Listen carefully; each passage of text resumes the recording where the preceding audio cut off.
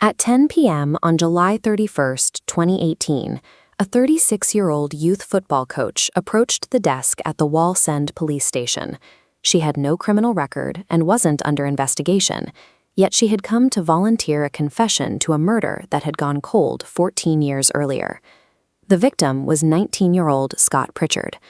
On the night of January 7, 2004, Scott was making his way home through the Hendon area of Sunderland.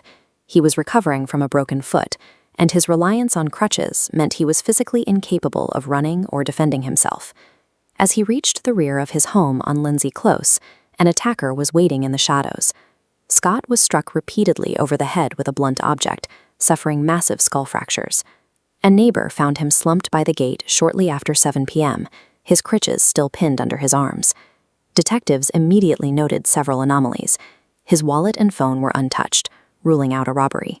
There were no signs of struggle, and despite his easygoing reputation, no one could identify a single person with a motive. A disabled teenager had been executed on his own doorstep for no apparent reason. The brutality of the act left his family shattered, and the Hendon community paralyzed by fear. The initial police response was massive. 300 officers were assigned to the case, conducting hundreds of house-to-house inquiries and taking over 1,600 formal statements. But despite the scale of the operation, the trail remained cold. Investigators were fighting a wall of silence.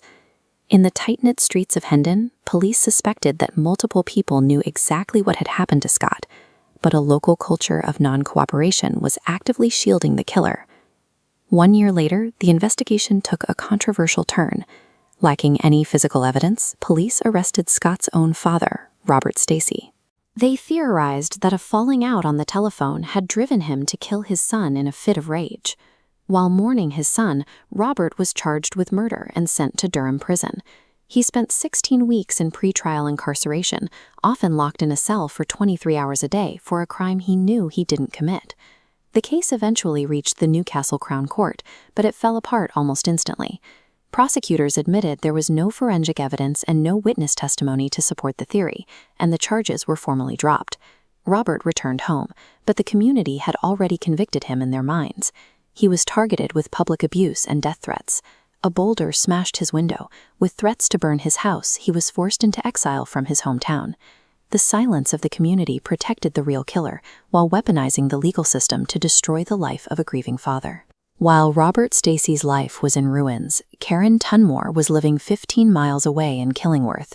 She was a respected figure, coaching 2 girls' football teams and engaging in local charity work, hiding her history of violence behind a mask of civic duty. Tunmore had never been a suspect. She walked into that police station in 2018 because the internal psychological pressure of the murder had finally become unmanageable. This diagram shows the tri-party debt that led to the attack. Scott reportedly owed £200 to a gang member, identified only as Steve. Steve, in turn, owed £150 to Tunmore. When Scott told them he had no money to pay, Tunmore lost control. She battered the teenager 3 or 4 times over the head with a baseball bat. He was sitting down when the attack began, unable to even stand up to defend himself. Tunmore immediately went to work covering her tracks. She sold her blood-stained car and disposed of the bat by throwing it into the River Tyne.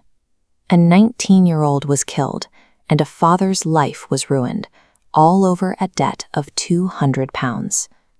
Karen Tunmore was sentenced to life in prison with a 17-year minimum. The conviction finally provided official legal vindication for Robert Stacey, clearing his name in the eyes of the law after 14 years of suspicion. But the resolution came too late.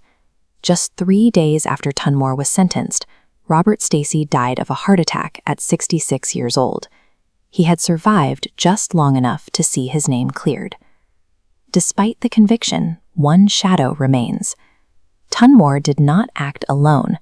She was accompanied by Steve, the gang member who initially sought the debt. Even in prison, Tunmore has refused to reveal Steve's true identity, citing an underworld code of silence. She is serving her time, but she is still protecting her accomplice.